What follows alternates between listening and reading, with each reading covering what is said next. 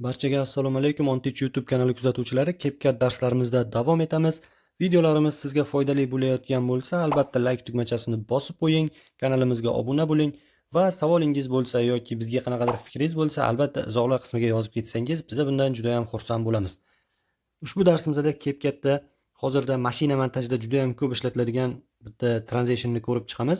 Albatta bu transitionni ko'pchilik professional montajyorlar bilishlari mumkin, lekin bizning videolarimiz o'sha noldan o'rganayotgan yurtdoshlarimizga yanada manfaatli bo'lishi uchun biz maydalab ko'rsatib bermoqchimiz. U transition qanaqa? Mana bu videoda ko'ramiz.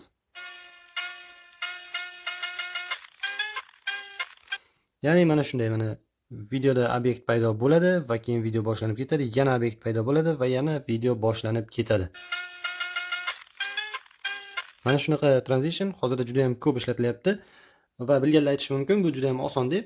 Biz demak, hal etganimizdek endi o'rganmoqchi bo'lganlarga o'rgatishga harakat qilamiz. Demak, menda proyekt bor. Bu proyektda videoni ochib olganman. Demak, mana birinchi video va uni davomida ikkinchi video. Bu videoda hech qanaqa musiqa yo'q. Sizlar videoga o'zingizlar musiqa qo'shib, o'sha musiqaga moslab transitionni demak joylashtirishingiz mumkin bo'ladi.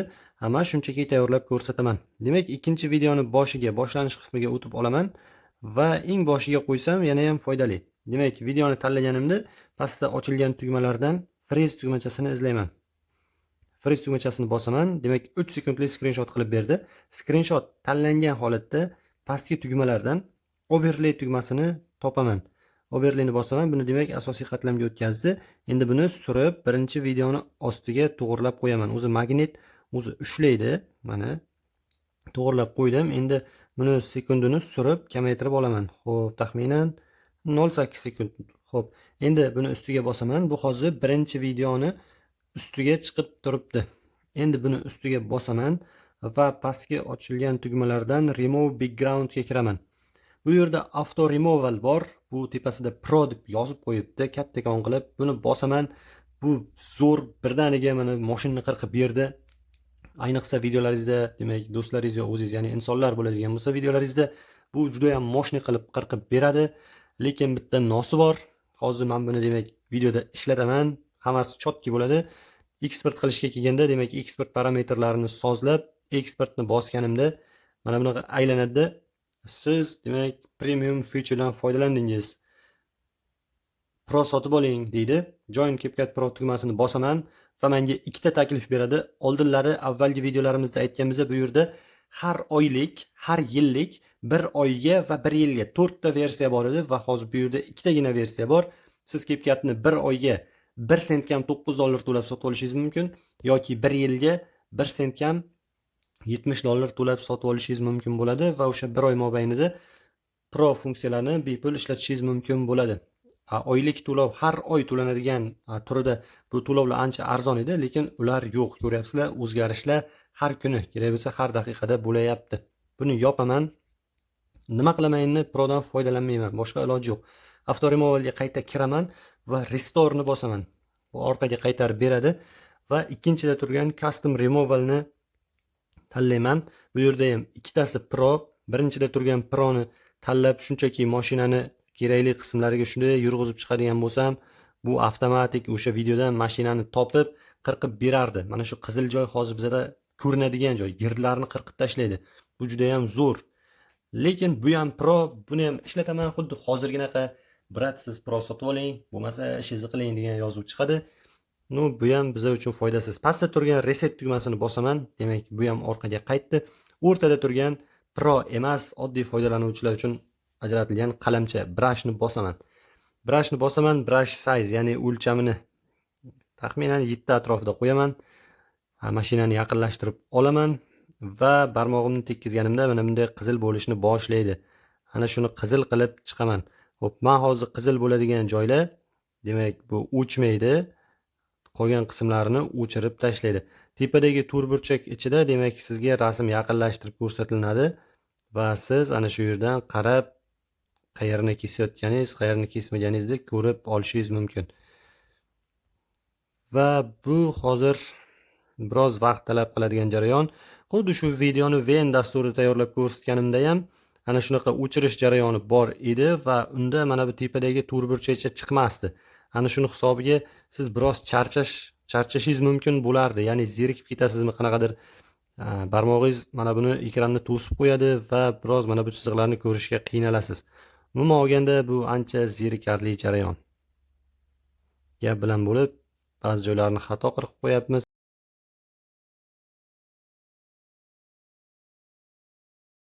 Jarayonlarni deyarli bajarib bo'ldim. Sizlar o'zinglarni proyektinglarda juda ham ehtiyotkor bo'lsanglar, mana bu chetlarda ayniqsa juda ham ehtiyotkor bo'lsanglar, videolaringiz chiroyli chiqadi. Aytgancha, demak, rasmni mana bunday yaqinlashtirib foydalanyapsiz. Bo'yab bo'ldingiz. Surmoqchi bo'lsangiz, mana bu bitta barmoqni surmang. Buni o'tkazish uchun, demak, ikkita barmog'ingizni bir vaqtda qimirlatib, ekranga tekkizib surasiz va mana bunaqa xato ketib qolgan joylar bo'lishi mumkin. Ularni to'g'irlash uchun mana ushbu tugmachani sursangiz, erase degan tugmacha chiqadi. Erase'ni bosib, demak, erase bu o'chiradi. Mana bu ko'k joy. Mana shu ko'k chiziqni va xato qilgan qizilingizni ustiga ozgina yurg'izib qo'ysangiz, bu o'sha qizil joyni o'chiradi. Eslatib o'taman, qizil joy bu sizga qoladigan qism. Mana bu ko'k joy bo'lsa, u o'chib ketadigan qism. Xo'p, deyarli bajarib bo'ldik deb tasavvur qilamiz. Aytgancha mana yerda stroke degan tugmacha bor. Stroke tugmachasi o'sha siz qirqqan obyektni chetiga mana bunaqa chiziq qo'shib beradi. Bu hozircha bepul, balki qachondir bu ham pulli bo'lib qolishi mumkin. Bizga bu kerak emas. Demak, obyektni qirqib oldim, galichkani bosaman. Xo'p, endi demak, biroz surib yaqinlashtirib olaman va eng boshiga qo'yib, rasmni tanlab, chiqadigan rombikchani bosaman, plus ya'ni keyframe va uni ekrandan kichkinalashtirib, mana bunday burib, ekrandan chiqarib qo'yaman. Va biroz vaqt o'tgandan keyin kadrning o'rtalarida, demak, u rasm ekranga mana bunaqa tarzda paydo bo'ladi. Aytaylik, mana shunaqa tarzda. Va kadr ulashib ketadigan joyda eng oxirida deymiz, eng oxirida bu o'rtaga kelib paydo bo'ladi. Gradusini to'g'irlab oldim. Ko'rsanglar, mana aylantirganimda gradus chiqadi, 0 gradus. Va endi buni o'rtaga joylashtirishim kerak. O'rtaga joylashtirishda ko'k chiziqlar menga yordam beradi va kichkinalashtirib olaman masshtabini.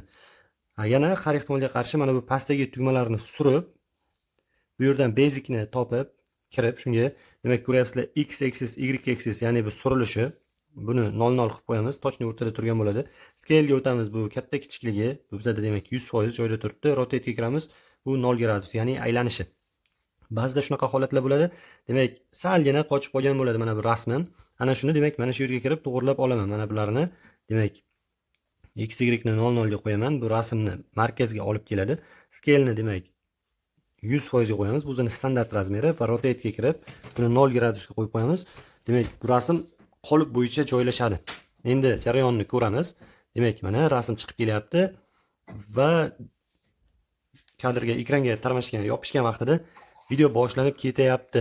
Endi demak, chiqib kelish qaranglar bir tekis bo'lyapti. Bu qandaydir ko'z ilg'amas holat bo'lib qolgani uchun men ikkita rombikchani o'rtasiga hit play chizig'ini joylashtirib, oq chiziqni, demak, rombikchani chap tomonda paydo bo'lgan belgichani bosaman va bu yerdan quad out ni tanlab ko'raman.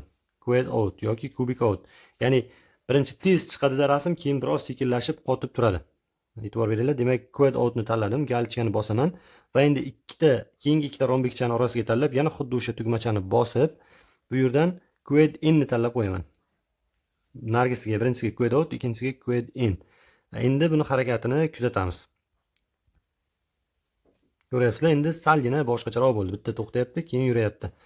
Xo'p, endi mana bu kelib ekranga tekkan vaqtida va video boshlanib ketgan joyda mana bu videoga biroz silkinish effekti beramiz, ya'ni qimirlab ketgan effekt.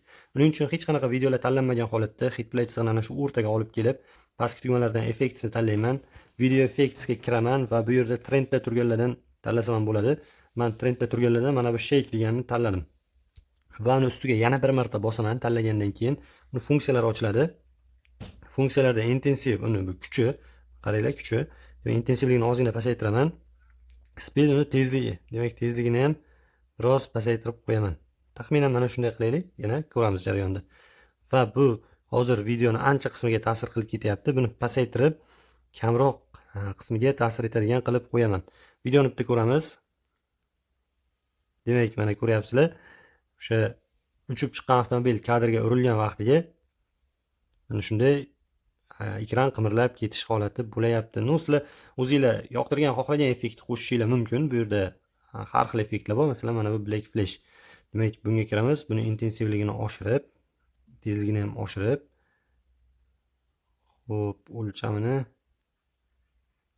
mana shunday qilib yana bitta effekt qo'shib qo'yishinglar mumkin. Xuddi o'sha joyiga ustma-ust qilib. Mana ko'ryapsizlar, mana ikkita effekt ustma-ust bo'lyapti. Buni ham qisqartirib qo'yamiz. Mana. Demak, o'sha urilgan joyiga ham kamera kadr qimirlab ketyapti, ham yorug'li effekt. Umuman buni shunchaki sizlarga qo'shib ko'rsatdim. Sizlar o'zingizlar videolardan kelib chiqib, o'zingizlarga kerakli effektni mana shunday qo'shib olishinglar mumkin bo'ladi. Va mana bu rasmni nimasidir o'zgartirmoqchi bo'lsam, overlayga kiraman. Bu ko'rinadi, keyin ustiga bosib o'zgartirishim mumkin. Men hozir buni graphicsdan kubik in qilib qo'ymoqchiman. Chunki mana bu quad inda turganda birdan chiqyapti-yu, birdan tushib ketyapti. Kubik inda qilsam, demak, sal sekinroq turadi menimcha.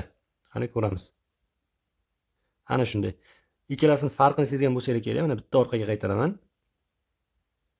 Ko'rdinglar? Birdaniga o'tib ketdi. Mana endi xo'p, bitta yana hozir qo'llaganimni ko'rsataman. Mana ikkalasini farqini sezinglar.